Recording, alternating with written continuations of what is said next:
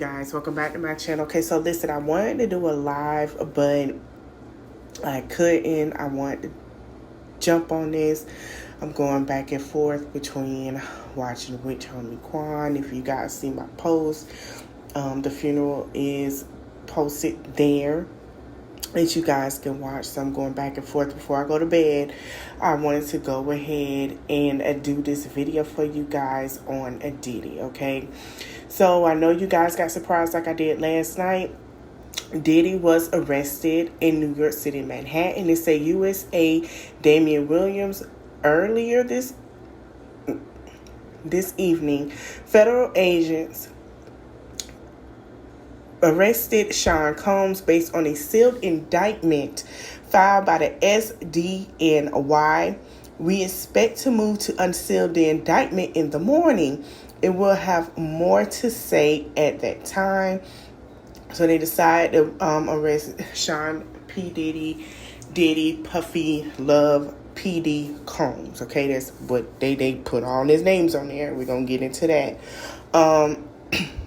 He was arrested for racketeering, sex trafficking, and also substance charges. We're going to get into it. I believe that's what it was, okay? So Diddy was arrested. Now, you guys know that they raided his house in a March and they found some things in his home, okay?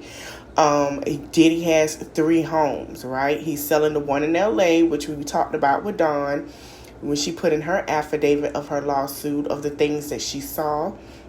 He has a home in Miami, which got raided, and also has a home in New York. So they raided all 3 of his homes. Now, the LA home he is selling. Okay? Now, everything's been coming out about Diddy.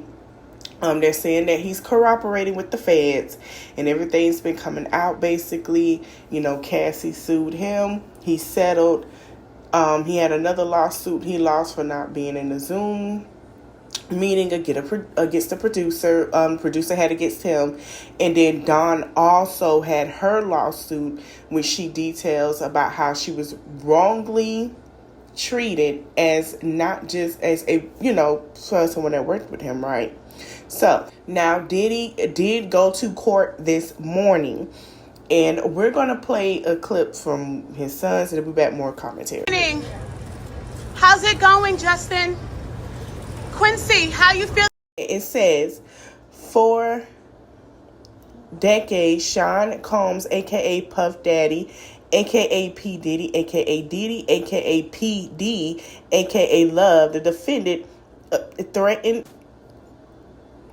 and converse women and others around him to fulfill his desires, protect his reputation, and concealed his conduct. To do so, Combs influence of the multi-phase business empire that he led and controlled, a criminal enterprise whose members and associates engaged in it, among other crimes and trafficking, forced labor, kidnapping, arson, bribery, and obstruction of justice. Sean Combs, a.k.a. Puff Daddy, a.k.a. Diddy, a.k.a. P. Diddy, a.k.a. P.D., a.k.a. Love. The defendant operated his business's headquarters at various times in Manhattan and Los Angeles on a variety of United States-based corporate entitles, including Bad Boy Entertainment, Combs Enterprise, and Combs Global. Corporate entities in the Combs business include, among other things, record labels, a recording studio, an apparel line, an alcoholic spritz business, a marketing agency, and a television network and major company. At all times relevant to the indictment, Sean Combs, the defendant, engaged in persistent and persuasive pattern towards women and individuals. Was at a time of verbal, emotional, physical, and actual. As part of his pattern of, Combs manipulated women to participate in highly performances of actual activity with male commercial workers. At times, Combs and others acting in the direction made arrangements for women and commercial workers to fly to Combs' location. Combs ensured participation from the women by, among other things, obtaining and distributing products to them, controlling their careers, levering his financial supports, and threatening to cut off some and using intimidation, violence. Physical harm by Sean Combs Love, the defendant, was reoccurring and widely known on numerous occasions from at least in or about 2009 and continuing for years. Combs assaulted women by assaults were at times witnessed by others and included one instance in Los Angeles hotel in or about March 2016, which was captured on video and lately publicly reported, where Combs kicked dragged and threw a vase at a woman and she was attempting to leave. When a member of the hotel security staff intervened, Combs attempted to bribe the staff member to ensure silence. Combs' violence was not only limited to these women, it extended to his employees and witnesses of his and others. Sean Combs defended with the Combs business, including employees, to carry out felicity cover up his and commercial acts. Those employers including security staff, household staff, personal assistants, and high-ranking supervisors and other close associates acted as Combs mediators, and their conduct was affiliated and assisted by Combs' control of the Combs business. From at least about 2008 through on and about the date of filing this indictment, Sean Combs, the defendant, and others known and unknown were members of the associates of a criminal organization, the Combs Enterprises. Members and associates of the Combs Enterprises engaged in, among other activities, as trafficking, forced labor, interstate transportation for purposes of prostitution, narcotics offenses, kidnapping, arson, bribery, and obstruction of justice. The Combs Enterprise, including the leadership, its members and associates, contribute to the enterprise as defined by the Title 18 of the United States Code section, that is a group of individuals associated in the fact that is not a legal entity.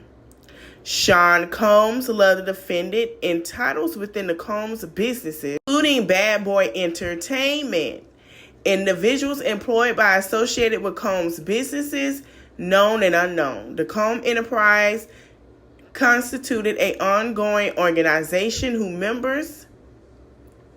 who functioned as a continuing unit of a common purpose of achieving the objectives of the Combs Enterprise. Okay, so we're going to go a little down. We're going to go a little further because it's given what's included, personal assistants, high-ranking supervisors, other associates. Basically, they're saying this is a global business in media, entertainment, and lifestyle industries, including, among other things, record labels, a recording studio, an apparel line. They go through the whole thing again. So basically everything that was said in other people's lawsuits, and even what Dawn said when she sat here and gave detail after detail of that lawsuit, that it was true. So some of the allegations were indeed true. Ancient members and associates of the enterprise, including the leader Combs, in particular, those who demonstrated loyalty to Combs and willingness to conceal his crimes. Perceiving, protecting, promoting, and enhancing the power of the Combs Enterprise, including the power of the leader Combs through violence and use of armed threats of violence, corrosion and verbally, emotional, physical, and abuse, fulfilling the desires of Combs, partially those related to Combs, sexual gratification, including through exploitation of women and the use of commercial workers. Okay? Enabling Combs and the members and associates of the Combs enterprise to engage in unlawful acts of violence, including workers and trafficking, forced labor. Okay, so we just talked about that. So basically they're saying that this affidavit saying everything that was going on, they were forcing these women, okay? Also, it is said that he would arrange an F-offs, the associate of members and associates of the Combs enterprise. They've been transported to do other things, meaning for substance. Not only that, I guess wherever they want to send them to partake in these situations, basically having them as work. So whoever, basically, like the example when Dawn said that there were women that was getting off the bus, young ladies being rugged and all those things for activities, adult activities in certain areas of that place, and he was also being taken care of as well. So I don't know. If I was Young Miami, I kind of be trying to figure something out, get me a lawyer, because all of this is crazy. Okay? You know, but we're going to continue. Combs orbit while under the presence of a romantic relationship, then use force and threats of corrosion to use victims to engage in extended acts with made commercial ex-workers. Combs referred to among other things, which was the F-off. Remember the F-off that Cassie talked about? Yes. They're basically saying that that's what they were used for. Members and associates of the Combs enterprise, including high-ranking supervisors and staff. So the staff was in on this. They would pay the commercial ex-workers and schedule the delivery of IV fluids. In or about March 2024, during the searches of Combs residents in Miami, Florida, and Los Angeles, the law enforcement seized various supplies, including narcotics and more than 1,000 bottles of baby oil and lubricant. Combs subjected victims to physical, emotional, verbal to cause the victims to engage in them. Combs maintained control of the victims through, among other things, physical violence, promises of career opportunities, granting and threatening to withhold financial support, and by other conceived means, including tracking their whereabouts, dictating the victim's appearance, maintaining their medical records, controlling their housing, and supplying them with controlled substances. During the separate of Combs, among the other things, it kicked, threw objects at, and dragged victims at times by their hair. These assaults often resulted in injuries that took days or weeks to heal. Combs also threatened victims' careers and livelihood, including if they resist participating in NAFOs.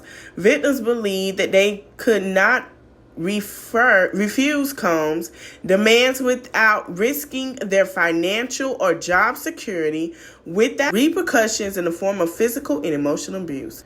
Combs also used the sensitive, embarrassing, and incriminating recordings that he made during uncontrolled insurance. Oh, wow. We're going to keep going. Continued obedience and silence of the victims. Members and associates of the Combs enterprises, including Combs security personnel at the time, carried weapons, and on the occasion, Combs himself carried or brandished weapons to intimidate and threaten others, including victims of the witnesses of his abuse.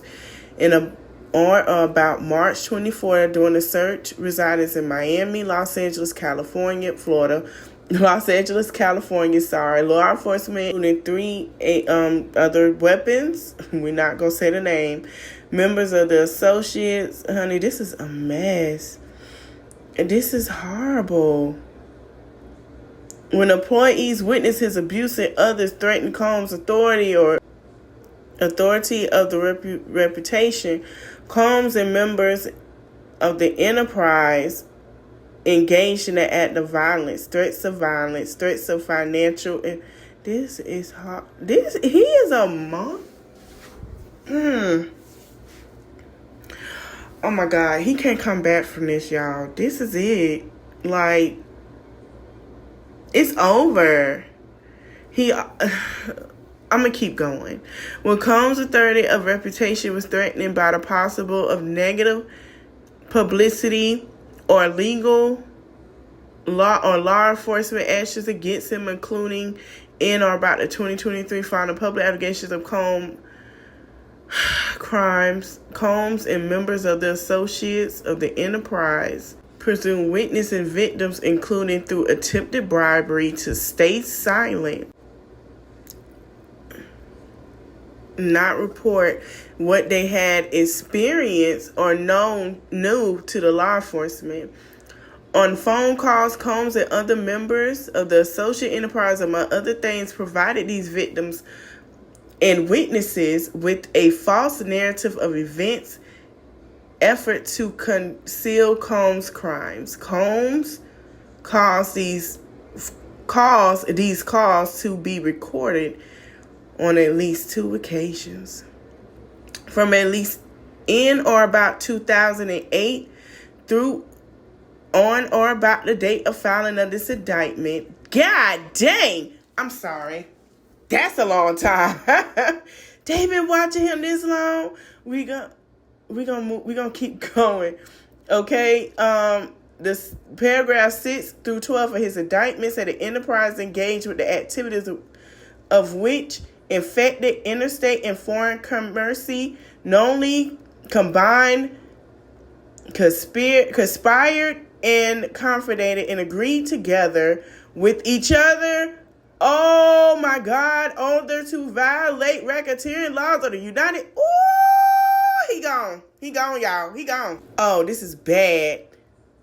This is bad, y'all. Okay, hold on. I'm sorry. The laws of the United States to with the Title 18 and to conduct and participate indirectly in the conduct and affairs of the Combs enterprise. Multiple acts involving kidnapping, chargeable under the following provision of the state law of California. Multiple under the provision of the state law, says California, says it again. Yeah, and if it's in Florida too, oh my God. Say that, but allegedly he is. Multiple acts under the these are all the multiple acts under the United States. I hate to say this, but we're going to talk about what the lawyer had to say, and I really don't, let me tell you something. If he get a bail, that's on the wing of the prayer of the sky of Jesus. And he better get on his knees and thank God right then and there. Because the way these charges are looking and the way they're listing them, that he's racketeering and all these other charges, I believe that this is over for Diddy. It is no coming back from this. This list and the details are ridiculous. If y'all think we seeing a long trial for YSL, aka and all the things that got going on with Young Thug, y'all think this is taking forever? No, Diddy's case is going to take even longer, because this right here, I don't know how his lawyer going to get him out of this. But let's continue. Count 2. And jury further charges from at least in or about 2009 up into including all about 2018 in the Southern District of New York. Elsewhere, Sean Combs, the defendant in affecting interstate of a foreign conspiracy, knowingly recruited, entitled,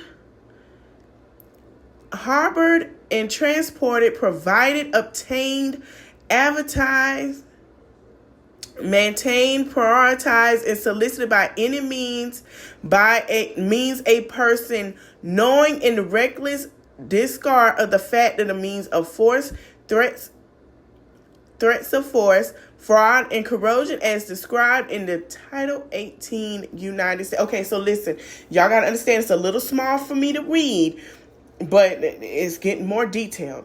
We're going to get right into it. Count 3. The jury further charges from at least in about 2009 up until 2024 in the Southern District of New York. Elsewhere, Sean Combs, the defendant, transported individual, interstate and foreign conspiracy with the intent the individual engaged prostitution and attempted aided in when willfully caused the same to Whitcombs transported for allegations. We're going to say allegations. I don't know what the heck that is, okay? We're going to keep going. All right? So far, I'm sorry, y'all. We have count 1, another count in New York City, the same counts that he have in L.A., So, okay, if New York and L.A. have it, then this is my question now. It's something I want to know. I'm going to have to look it up and go further into. What Florida going to do? Because y'all know Florida like to get the rappers. Florida love to get the moguls and the rappers. Florida love it, honey. Florida don't care who you is. They like Georgia, they going to get you. Let's continue. A result of the committing the offensive alleged in count 2 of the indictment, Sean Combs. Okay, so we're going to move down a little bit. Currency representing the amount of property involved in said offenses and proceeds traceable to the commission of said offenses. So basically, he's been charged with all these offenses. They're saying, the jury's saying, hey, you might as well go ahead and get him on all these counts with the feds, not only in L.A. with all the things that we heard in the lawsuits, but also in New York, because these are where the events took place. Basically, you're forcing them to do acts and having all these type things. Now, here's my thing. Everybody would have been cool if you would have been like, listen, you have all these little parties. Like Uncle Luke. When Uncle Luke had his little thing, everybody was like, hey, that's just Uncle Luke. You know what I'm saying? But when you sit here and you forcing people to do these things, Uncle Luke ain't forced nobody. And I want y'all to hear me say this clearly. Uncle Luke from Miami ain't forced nobody. They were all grown and a part of it. But when you sit here and get people to be forced, recording phone calls, threatening their livelihood and their careers, you really felt like you was top-notch power. Like, it's crazy. I don't think this man is going to come back from this. I don't. It's sad. Y'all can pause to read the rest. But I don't think he could come back from this. I don't. And the fact that he has daughters, I don't know what to say. All the allegations about this man is true. All of it. I knew when he first came onto the scene, he was cocky. And we ain't gonna act like we didn't know this man was cocky. But I ain't know he was that cocky and felt like he was Mr. Top-Notch King around her. Like, I knew something was wrong with this man when he had them men saying in the cold, walking to a cheesecake across the bridge in New York to get him a cheesecake. Like, and then he got mad at the other dudes because somebody had called a cab. I'm going to pull it up and put it in my reel. Somebody had called a cab and he was like, you going to catch your cab?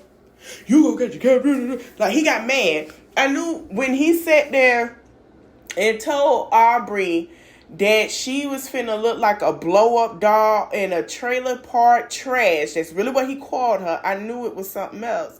Like, it's ridiculous. And it says, and shout out to Neighborhood Talk. It says delivery of IV fluids in about, this what we just talked about, when they just found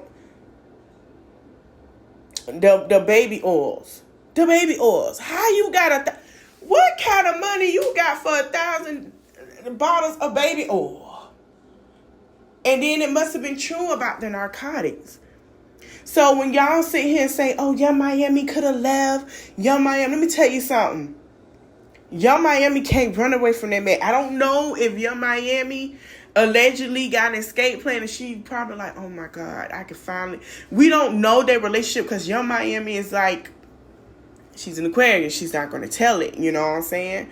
But trust and believe. I truly believe that he was verbally abusive to Young Miami. He was very verbally abusive. And you got to imagine if Kim Porter broke up with him and had that necklace on, Cassie had that necklace on, Young Miami and Gina wearing a necklace, y'all got to understand that probably allegedly was to track them. Like, these women were victims. And it's so crazy. And everybody be like, oh, why they take so long? The reason why, because of jurisdiction. And they probably had to make sure that they were going to be protected to have words and to talk about these things.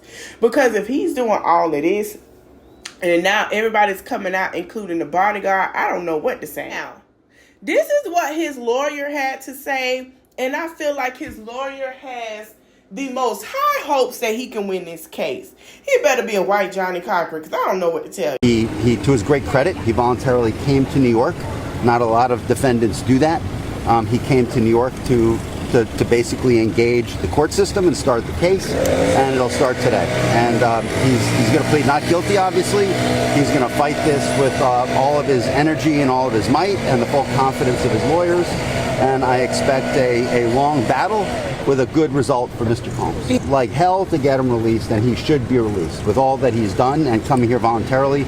And guys, I'm going to cut it short because I have to go in. Right. Voluntarily, sir. The man was out there dapping the homies on the corner. Okay, at this point. He was like, they got it on camera that he was out there parlaying with these folks. Listen, I don't know I know what's going to happen.